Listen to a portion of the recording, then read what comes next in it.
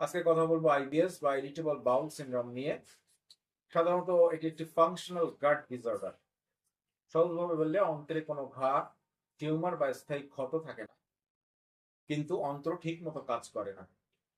তাই রোগীরা উপসর্গ নিয়েই ডাক্তারদের চেম্বারে আসে এবং এসব ক্ষেত্রে বেশিরভাগ ক্ষেত্রে এই রিপোর্টগুলো স্বাভাবিক থাকে। আইবিএস হবার পেছনে সাধারণত একক কোনো কারণ নেই, কয়েকটি বিষয় একসাথে এই পর্যায়ে কাজ করে। তার মধ্যে প্রথম যে জিনিসটা সেটা হলো গার্ড ব্রেইন কানেকশন সমস্যা। মস্তিষ্ক অন্ত্রের মধ্যে যোগাযোগ ঠিকভাবে কাজ না করলে অন্ত্র অতিরিক্ত সেন্সিটিভ হয়ে যায় এবং মানসিক চাপ ও দুশ্চিন্তা, যেটাকে আমরা স্ট্রেস বা অ্যাংজাইটি বলি, দীর্ঘদিনের টেনশন, ওভার থিঙ্কিং, ইমোশনাল শক আইবিএস কে ট্রিগার করতে পারে। কিছু খাবারের সমস্যা, যেমন অনিয়মিত খাওয়া, অতিরিক্ত ঝাল, তেল, ফাস্টফুড, কফি, কার্বোনেটেড ড্রিঙ্কস গুলো বেশি মাত্রায় খাওয়া বা পান করলে এইসব সমস্যাগুলো অনেক সময় হতে পারে।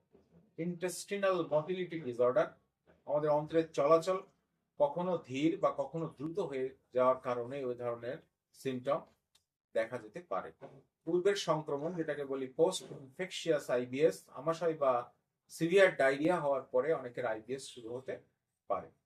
আইবিএস এর প্রধান লক্ষণগুলো রোগী ভেদে ভিন্ন হতে পারে, তবে সাধারণ যে লক্ষণ, যেটা সবার মধ্যেই কমন থাকে, তার মধ্যে হচ্ছে বারবার পেটে ব্যথা বা ক্রাম্পিং পেইন, মলত্যাগের পর কিছুটা আরাম বোধ করা, ডায়রিয়া অথবা কোষ্ঠকাঠিন্য, অথবা দুটোই পালাক্রমে হতে পারে।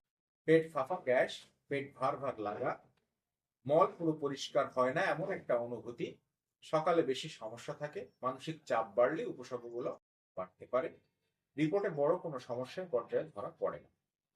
সাধারণত আইবিএস কোনো জীবননাশের রোগ নয়, কিন্তু আনট্রিটেড অবস্থায় থাকলে জীবনের কোয়ালিটি অফ টাইম নষ্ট করে দেয়। ঠিকভাবে কেস টেকিং এর মাধ্যমে যদি এটা ট্রিগার ফ্যাক্টর জানা যায়, তাহলে হোমিওপ্যাথিতে দীর্ঘদিনের আইবিএসও ভালো হয়ে যায় ইনশাল্লাহ।